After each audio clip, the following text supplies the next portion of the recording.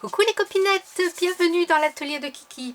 Alors aujourd'hui, je vais vous parler du nouveau massicot d'Action. Et on va faire un crash test, on va faire des tests et puis je vais vous dire ce que j'en pense. Alors il se présente comme ça, dans un emballage carton, avec derrière l'explication du massicot. Je vous donne le code barre. Voilà. Alors, il ne se trouve pas dans le rayon scrap, il se trouve dans le rayon papeterie, là où il y a les stylos, les trombones, à côté des enveloppes. Il y a l'ancien massicot noir, là, qui vraiment, il est vraiment pas bien, quoi. Je l'ai acheté, je ne l'ai pas gardé longtemps. Il a coupé 3 papiers et puis la lame était moussée. En plus, il ne coupait pas droit, le bras s'en allait un peu de travers. Donc voilà. Donc celui-ci, il est en dessous. Moi, je l'ai trouvé dans mon Action au dernier rayon en bas complètement. Il vaut 2,99 €. Alors, il se présente donc comme ça. Alors derrière, qu'est-ce qu'on nous dit ? Rallonge de découpe ouverte, alignement du papier relevé sur la rallonge pour un emplacement parfait du papier. Presque aucun écart entre la rallonge et la base de coupe. Ça, on va en parler après. Guide transparent, bien sûr. Trou de stockage facile et gain de place. D'accord. Rallonge de coupe fermée. Guide d'alignement rapide et facile pour découper et rainer de façon répétitive du papier de 11,4 cm. D'accord. Et double mesure, pouce et métrique. Alors, ils expliquent aussi comment changer la lame, parce que c'est vrai que des fois c'est galère, on va le faire tout à l'heure. Donc, voici. Donc, il est joli, il est blanc, je le trouve, il est très léger, je le trouve agréable à l'œil. Il est fourni avec, installé sur les rails, une lame de pliage, pour faire les plis, une lame de coupe, et il est vendu avec une lame de rechange. Donc pour 3 €, enfin 2,99 €, que je ne dise pas de bêtises, voilà, oui, 2,99 €, c'est pas excessif. Donc la lame là, on l'enlève et on la range. Alors celle-ci est livrée avec une petite protection, ce qui n'est pas idiot. Voilà, comme ça, hop, ça protège les doigts. Si on la met dans une petite boîte et quand on va la chercher, ça évite de se couper. Et donc c'est ici qu'il parle de ce petit trou là qui permet de l'accrocher et de le suspendre quelque part. Ma foi, pourquoi pas. Derrière, il est doté de petits tampons. Il y en a 2, 4, 6, 7. 7 petits tampons pour ils sont un peu feutres. Vous voyez, ça fait un peu feutre. Ce qui permet, bon là sur ma plaque de verre ça glisse un peu, mais ce qui permet plutôt une bonne stabilité. Vous voyez, là je le bouge, il n'est pas djingouin, enfin djingouin c'est un mot argot de chez moi, il n'est pas tout un coup à droite, un coup à gauche, quoi. Il est stable. Voilà. Donc le guide se lève, bien sûr, avec ici sa petite poignée. J'ai l'impression qu'il y a comme, vous voyez, je force un tout petit peu, il est un peu bloqué. Oui, quand je le renverse, le rail, vous voyez, si je fais comme ça et que je renverse, le rail s'ouvre. Donc là, si on appuie un petit peu, le rail ne s'ouvre pas, il reste en place. Ça, c'est très bien. Alors, il a des mesures en centimètres et en inches. C'est très bien ça aussi. Je vais pousser mes petites bêtises de Cambrai sur le côté, la petite lame de rechange. Alors, donc il va ici de 0 à 12. Donc déjà, sans ouvrir le bras, on peut couper jusqu'à 12 cm ou 4 inches, je ne sais pas combien, parce que je ne connais pas les inches, donc presque 5 inches. Voilà. Dans le milieu, il y a un rappel de mesure aussi en centimètres et en inches. ça peut être bien aussi, et elle est également à la fin. Il y a aussi sur toute la longueur du rail, je vais vous mettre une feuille pour que vous voyez bien. Hop. Il y a aussi une mesure, toute la longueur du rail. Voilà, vous voyez. Donc qui part de 0 et qui va jusqu'à 32. Donc ça c'est bien aussi. Donc il y a le fameux bras qui se rallonge. Il tient bien. C'est pareil, quand on bouge le massicot, il ne s'ouvre pas. Donc on l'ouvre, il se déplie. Et ici, entre les deux, il y a très peu de manque de mesure. Parce que ça, c'est un grand souci chez le massicot. Je vais vous sortir mon massicot Stampin' Up. Voilà. Quand on ouvrait le rail, ici, et ben, on ne savait plus où on en était. La mesure, là, à chaque fois, ici, je galérais. Je remesurais à part, je faisais un point de repère. Enfin, j'ai toujours trouvé ça très galère. En plus, il y a vous voyez, ce petit renfoncement, quoi. Tandis que là, il manque des millimètres, bien sûr, mais c'est plat. Vous voyez, c'est plat. La feuille, elle pose, elle est plate dessus. Donc voilà. Quoi vous dire? Alors, qu'est-ce qu'on reproche souvent au massicot? Premièrement, de ne pas couper dans le temps, que les lames s'usent très vite. Bien sûr, là-dessus, je ne peux pas vous faire un retour puisque je l'ai depuis ce matin, je ne saurais vous dire. Mais je vous en parlerai plus longuement dans d'autres vidéos quand j'aurai commencé à couper les papiers, voir comment ça se passe. Qu'est-ce qu'on reproche au massicot? On reproche donc ce manque ici de centimètres. Ici, donc, bon, c'est un peu réparé, on va dire. Qu'est-ce qu'on reproche aussi au massicot? Voilà, la facilité pour changer les lames. Parce qu'à chaque fois, moi, je galère comme une malade. Donc, qu'est-ce qu'ils nous disent pour le changement de lame? Comment remplacer la lame? Faites glisser le porte-lame le long du rail vers la rainure de retrait de la lame. Lorsque vous approchez de la rainure, commencez à tirer la lame et la lame se retire immédiatement. Alors, je pense que c'est du côté opposé. Vous voyez, là, il y a le trou. Du côté opposé, ici, sur le rail. Est-ce que comme ça, on va mieux le voir? Je ne suis pas sûre. Il y a ici, il y a l'espace est un petit peu plus grand. Et alors, apparemment, ça serait ici qu'on enlèverait plus facilement. C'est-à-dire qu'il faut être bien en face. Ouais, enfin, c'est toujours un peu galère, ce genre de choses.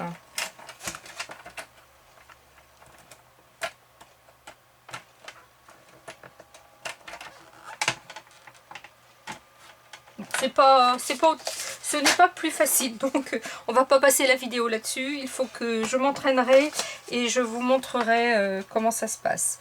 Et bien écoutez, on va passer pour les essais. Alors, moi je me sers du massicot.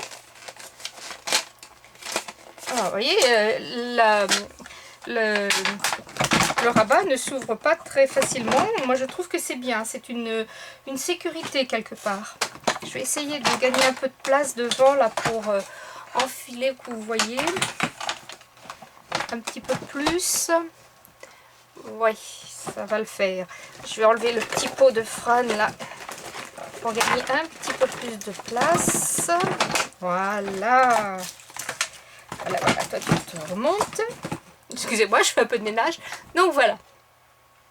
Alors on va essayer avec du papier normal pour commencer, d'imprimante. On va voir si ça coupe bien. Donc peu importe, allez, je veux un papier de 5 cm. Allons-y. Que 5 cm. Voilà, je me pose là. Donc c'est la rose qui coupe. La lame glisse très bien. Il coupe net. La découpe est très belle. Comment vous la montrer? Voilà, la découpe est très belle. Maintenant, on va vérifier. Est-ce que j'ai bien 5 cm partout? Alors ici, ils y sont. En bas, ils y sont. Oui, un massicot qui coupe droit. Ça, c'est top. Alors, ensuite, je vais couper du papier un petit peu plus épais. Alors, le papier noir de chez Action, vous savez, ces blocs-là qu'on trouvait pendant un temps. Alors, ça, c'est du 150 grammes. Donc, le 150 grammes, allons-y. Allez, je vais aller jusqu'à 12 cm. On va voir si les 12 cm y sont. Le 150 grammes est bien coupé, il n'y a pas de souci. Est-ce que j'ai les 12 cm? Et bien j'ai effectivement les 12 cm. Donc ça c'est bien. Et on va couper du papier un peu plus épais, un peu texturé. Alors ça c'est du papier de chez Action. Je ne me souviens plus de quel bloc. Parce que c'est une feuille qui me restait d'un bloc, mais c'est pas un bloc de cette année, je crois. Donc vous voyez, il a un petit peu pailleté. Quand on passe le doigt, on sent qu'il y a de la texture. Alors un petit truc pour les papiers texturés, ne les coupez pas le décor en l'air, la texture en l'air. Vous allez émousser vos lames plus vite. Toujours en bas, le dessin en bas. Enfin, c'est une remarque que je me suis faite à moi-même avec le temps. Donc, allez, on va lui demander 8 cm. Hop. Eh bien, écoutez, la découpe est nickel. Pas de souci. Voilà. Et est-ce que j'ai bien mes 8 cm? Oui, j'ai bien mes 8 cm. Donc, côté découpe, il est bien. Maintenant, on va passer à la fonction pliage. On va reprendre notre papier de style imprimante, très léger. Je crois que ça doit être du 80 grammes que j'ai là. Et je vais faire des plis. Je vais commencer à faire un pli à 3 cm. Voilà. Alors, mon pli est fait. Le pli se fait bien. Même un peu trop, je dirais. Je dirais que le pli se fait un peu trop bien. Et que, voilà. Vous voyez, mon papier est déchiré au niveau du pli. Donc, peut-être qu'un passage va suffire. On va recommencer. J'étais à 3, je vais faire à 6. Sans trop appuyer. Voilà, oui. Alors, pour du... Voilà, le pli se fait bien, il n'y a pas de souci. Mon papier est plié bien droit. Donc, pour les papiers peu épais, style papier d'imprimante, un seul passage sans appuyer. Sinon, votre papier va se déchirer. Ensuite, les plis avec le papier 150 grammes. Allez, j'y vais. Je vais faire un pli à 3. Un pli à 3,5. Je vais faire qu'un aller-retour, un pli à 4. Alors, qu'est-ce que ça me dit? Alors, allez-vous voir quelque chose? Je ne sais pas. Si, vous voyez, les plis sont faits. Là, ça plie. Là, ça plie. Là, ça plie. Ça plie parfaitement. Il n'y a pas de souci.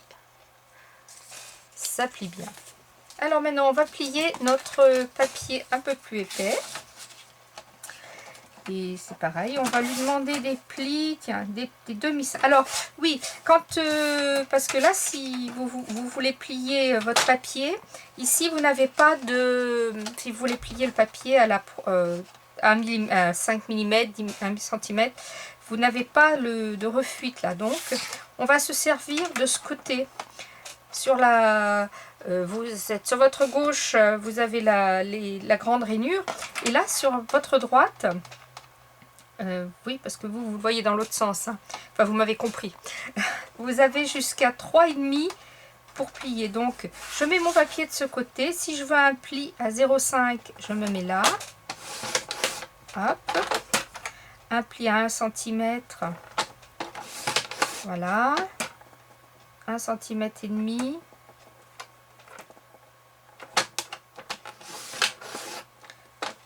Deux centimètres. Et à ce moment-là, je peux tourner mon papier et continuer mes plis. Alors, est-ce que le papier... Alors, bien sûr, c'est toujours le souci du papier action qui a tendance à couper, les fibres ont tendance à se casser quand on plie ces papiers. Mais vous voyez, là, j'ai fait mes petits plis à 0,5 à chaque fois. Et ça me fait mon petit carré. Donc peut-être que pour ce genre de papier, on va dire que un passage sans appuyer. Vous voyez, je fais un passage et je relève. Un passage.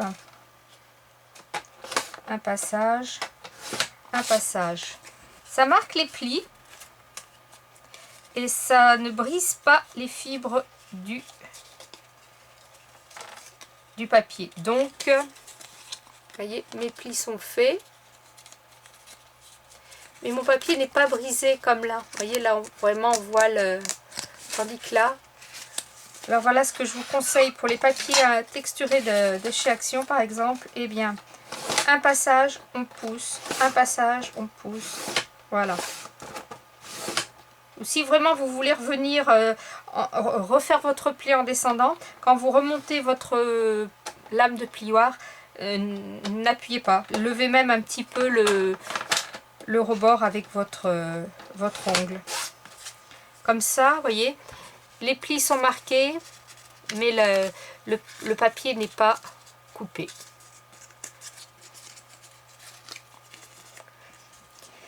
Eh bien, écoutez, moi je ne sais pas ce que vous en pensez, mais je le trouve plutôt bien pour le prix. Vous savez aussi que vous avez des petits repères ici. Là, je vais pouvoir vous montrer. Pas sur la lame, plutôt sur celle-ci, vous le verrez peut-être mieux. Ici, là, il y a un petit repère, un petit trait. C'est quand vous voulez couper à l'intérieur. Voilà. Posez votre papier, je vais le faire en bas. Et vous voulez couper à... Attends, je vais le mettre dans ce sens parce que sinon j'ai pas les centimètres. Enfin, j'ai les centimètres, mais vous allez comprendre. Voilà. Je me mets là. Voilà. Et je veux faire une ouverture de mon papier à 4. Mon papier n'est pas assez grand. Je vais en prendre un autre. Voilà. Donc là, ce genre de papier où il n'y a pas de texture et qui est double face, eh bien, peu importe le côté que vous utilisez, vous ne risquez pas d'abîmer votre lame. Voilà, je vais faire un trou qui commence à 4. Donc je me mets, cette bande sert à ceci en fait, vous voyez. Je me mets en face du 4, j'appuie et je veux couper jusqu'à 8. Donc je viens mettre mon petit repère de curseur jusqu'à 8. Et voilà, j'ai mon ouverture faite là où je le veux. Voilà, ça c'était un petit truc. Je pense que tout le monde le connaît, mais bon. Moi je l'ai appris il n'y a pas des années en fait. Donc c'est pour ça que je vous en parle.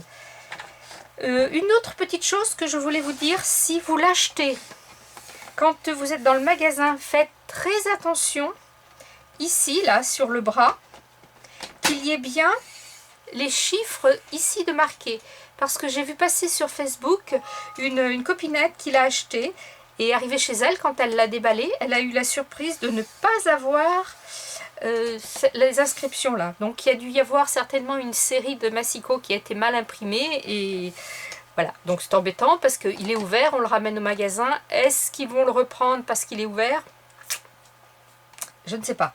Donc Maintenant, depuis l'autre jour, là, ce qui m'est arrivé, je décortique, je tourne dans tous les sens les papiers, les paquets que j'achète chez Action pour bien surveiller, et même pas que chez Action, chez tous les commerçants d'ailleurs.